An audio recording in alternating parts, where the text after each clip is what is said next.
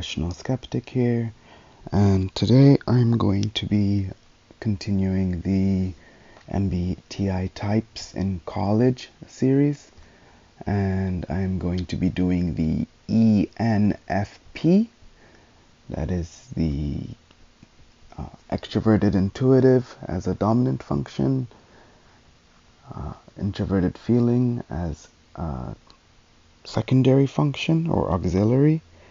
Their tertiary function is extroverted thinking, and their inferior function is introverted sensing. So that is NE, FI, TE, and SI for the code. And this type, I like to call them the champion, or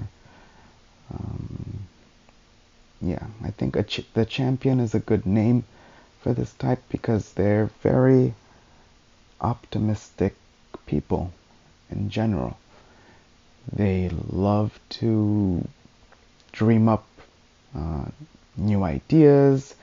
They love to always look on the bright side of things. And they're also extremely ethical. They have values that they do not trade for anything. Although they do have an underlying contradiction because their extroverted intuition paired with their extroverted thinking tertiary function makes them achievers, high achievers, and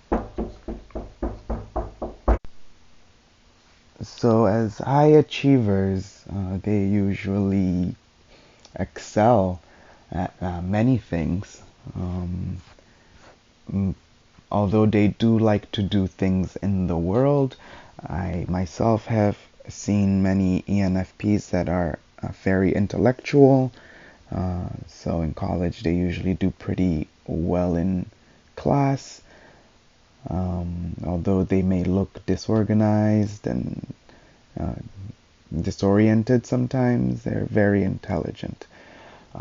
And of course, when one thinks of an ENFP, they're probably going to think of the person in class that dyed their hair red and purple at the same time, which is a possibility, though not only this type would display this kind of behavior, but they're usually on the more eccentric side of the spectrum. They love to get along with a wide variety of people. So you can find them mixing with sensors and intuitives, with extroverted types and introverted types. They're a little bit of a jack of all trades in this respect. At the same time, they have very strong likes and dislikes. So even when they begin to get along with you, let's say you meet them in college in a cafeteria, they seem so excited to meet you and they have a short conversation with you, and you say, hey, let's hang out, let's come to the cafeteria again for dinner.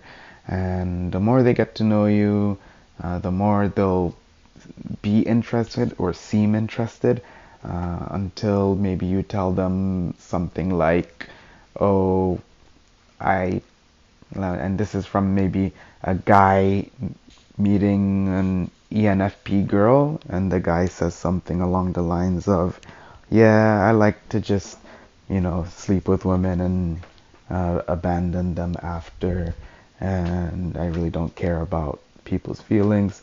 And although the ENFP might find this intriguing, to actually get to know the person more, just to investigate a little more deeply into human nature, which they like to do, and they like to find root causes of things, why someone might be a particular way, so they like to hear people's stories, but they will begin to put a sort of distance between themselves and such a person in terms of how close they will get to that person, what they're going to reveal to that person, in terms of personal stories or secrets, and all that jazz.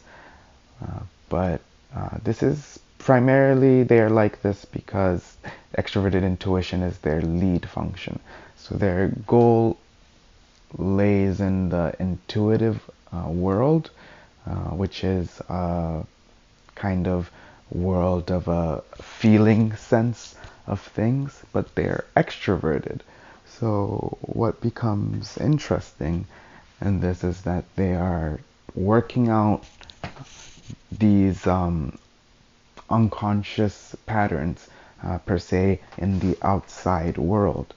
So realizing something new, realizing the potential in a person that maybe sits around by themselves in the game room at college, and seeing them and really getting to know them to their core, and finding out that, hey, this person is actually building a time machine.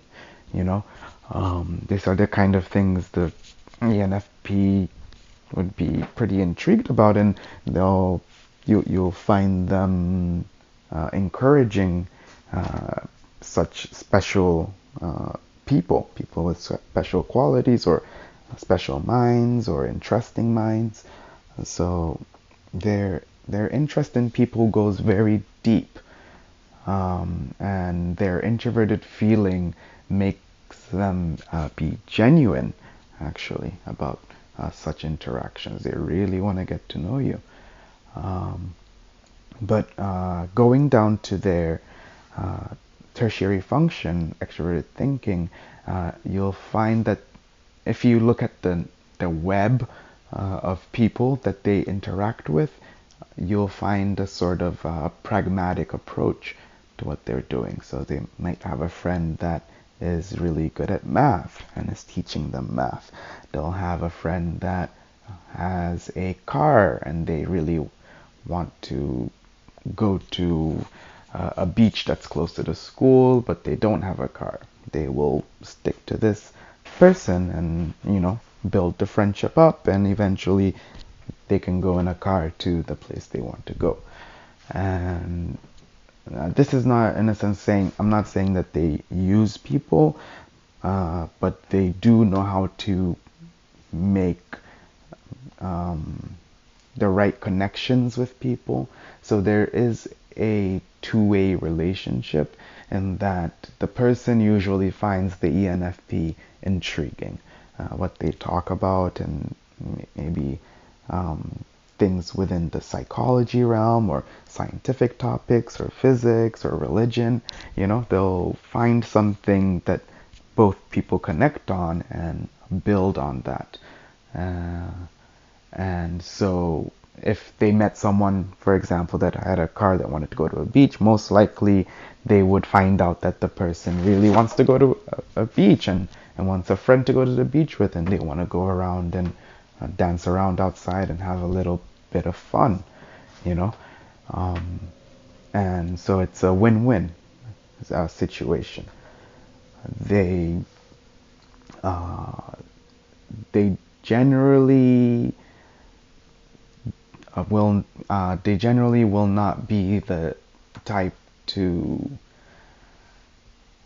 how do I put this? They won't be the type to seek for attention from others. So even though they have this extroverted nature, they also have a very quiet side to them, and that's because they have introverted feeling as their second function, which makes them, delve down into themselves a lot. And not only that, having extroverted intuition as their primary function, it's a very cerebral function. It's very heady. So they're not necessarily up and out in the world like, let's say, an ESFJ or an ESFP will be interacting with things. They are actually more interacting with people and ideas.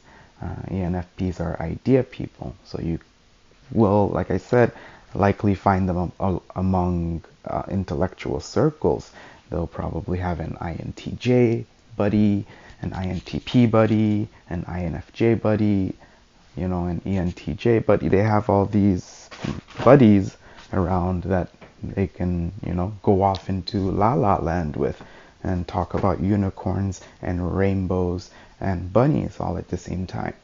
So ENFPs are just those people in college that might seem a little bit weird. They may seem a little bit eccentric, but they're very smart, and they're cuckoo for Cocoa Puffs sometimes. I've myself had ENFP friends in college. One that I had was a female, and she was very fun. She knew about everything. We've spoken about uh, um, TV shows like Stranger Things. We've spoken about religion. She read the Satanist Bible, I think it's called, just for knowing more about it. It's not, she doesn't practice it, but she just knew about some very niche things, and she knew how to get philosophical in conversation. And they really love the variety in conversation and activity. So if I would be speaking to her, she would recommend going for a walk to go get ice cream, and then going to sit by the lake. My school had a lake by it, and hanging out. And she used to dress very uniquely. So name brands were not her primary concern.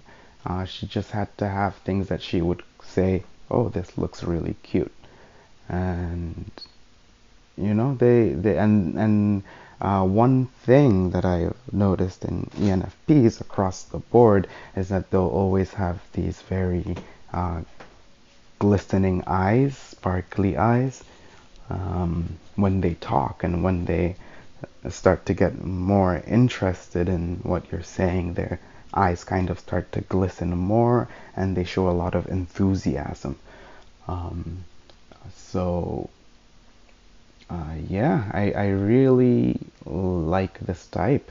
I like all the types, but this type, I think when I meet them, and it's rare that I do, we tend to get along very well. Their inferior function, introverted sensing, kind of makes them be a bit restless. So there's an unreliable side to them where, hey, we're going to meet tomorrow at 2:30, and tomorrow at 2:30 they don't show up, and they won't reply the text till 6 or 7 at night and say, "Oh, sorry, I forgot I had a piano recital that I didn't write down." And when I figured out that we were supposed to meet, I was at the recital and decided I would just message you back later. Which is okay with me. Some other types might not take that so lightly, like an ISFJ, an ISTP, an ESFJ. They wouldn't like those sorts of behaviors, and I've witnessed, them starting to clash with certain types, those types specifically. So yeah, watch out for that. They may be a little flaky. And yeah, but apart from that, they're very interesting. In college, you'll probably find them in the humanities, or in the law field, or in care. Maybe therapy, psychologists. They're interested in humans. So it's unlikely to find them in a hard science like mathematics or so. It's a little too cold, and it doesn't involve people, which they love. So yeah, that's my short video on ENFPs in college, and I'm just continuing my MBTI series. I haven't been on for a while, maybe a month or two or three, but I'm trying to pick up my channel again and get it rolling. So tune in for more content. I will try to keep my bi-weekly schedule for the release of videos. Every now and then I'll throw something out there that I think is interesting. But yeah, thank you for listening. Subscribe, like, share, comment. Let me know what you think about ENFPs in college or ENFPs in general. And I will see you in the next video. The Irrational Skeptic signing off.